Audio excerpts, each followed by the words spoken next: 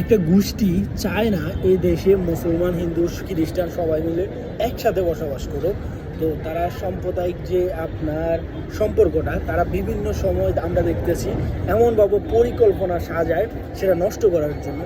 তো আমাদের দেশে 90% মুসলমান দেশ, আমরা মুসলমান বাস করি, কিন্তু আমরা চিন্তা করি এরা যে আমরা মুসলিম ভাই ভাই, কারোর সাথে কারো কোনো বিভাগ নেই। তো আমরা কি করি, সবাই একসাথে আমরা একসাথে চলার জন্য আমরা চেষ্টা করি। আমরা বরং আরও করার চেষ্টা করি, আমরা বরং আরও সহানুভূতি থাকি একজন বিধর্মীর উপরে, একজন আপনার সনাতনী ভাইয়ের উপরে।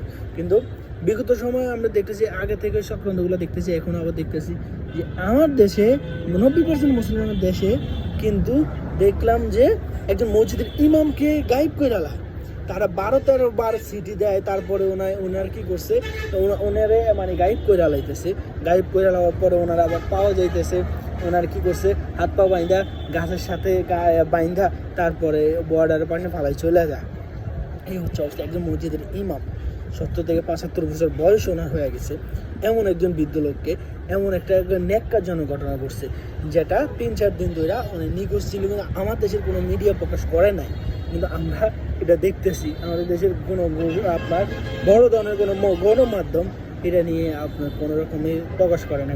আবার দেখলাম ওইটা নিয়ে যখন মামলা করতে গেছে, তখন দেখা গেছে যে সংগঠন থেকে বারবার আইছিল, আপনার সিটি আইছে, তো পুলিশে বলতেছে যে তাদের নাম উল্লেখ করা যাবে না, সাম্প্রদায়িক সম্পর্ক নষ্ট হইবে। কেমন কথা ভাই? যে অপরাধী সে যে ধর্মেরই হোক, মুসলিম হোক, হিন্দু হোক, খ্রিস্টান হোক, যে ধর্মের হোক, তাকে অবশ্যই শাস্তি দিতে হইব না? আর আমার দেশে টার্গেট করতেছে যে মুসলমান যে ভাই বোনগুলো আছে, এই ইমামের দোষটা কি? ওনার কি করছে, আমি ওনার ছেলের ভাষ্য শুনলাম সকালবেলা, যে উনি করেছিল, লাইভে এসে বলতেছে যে আমার বাপে যে এটাতে ছিল না, উনি জানতো না বিষয়টা, মুরব্বী টাইপের লোক।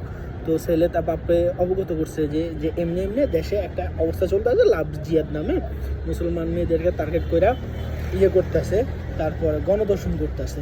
তো সবাইকে সতর্ক করে একটা কইরা দেন। তো উনি কি করছে, জুমার খুতবাতে বক্তব্য দিছে, বক্তব্য দিয়ে সবাইকে সতর্ক করছে। এটার জন্য ওনার বাসায় সমাজ ধরে আপনার 13-14টা সিটিয়ে পাঠানো হয়েছে, ওনাকে হুমকি স্বরূপ দেওয়া হয়েছে। কাল 3 দিন আগে তো ওনারা গায়েব করে লাইছে, উনি বাসা থেকে বাইরে হয়েছে, তারপরে ওনারা পাওয়া যায় না। এই হচ্ছে অবস্থা। আর মুসলিম ভাই বোনরা আছেন যারা, তারা অবশ্যই নিজে আপনাদের কেমন বিবেক, আমি এইটা বুঝি না বোন, যে আপনারা একটা ছেলে এসে আপনাদেরকে ফাঁদে পালাইতে চেষ্টা করতেছে, আপনার ফাঁদে পড়ে গেলেন, এটা কেমন কথা? আপনাদের নিজের বিবেক নাই? আপনারা সত্যি যদি একজনটা লাভ করেন, ভালোবাসেন, ছেলেটা যদি আপনার জন্য পাগল হয়ে যায়,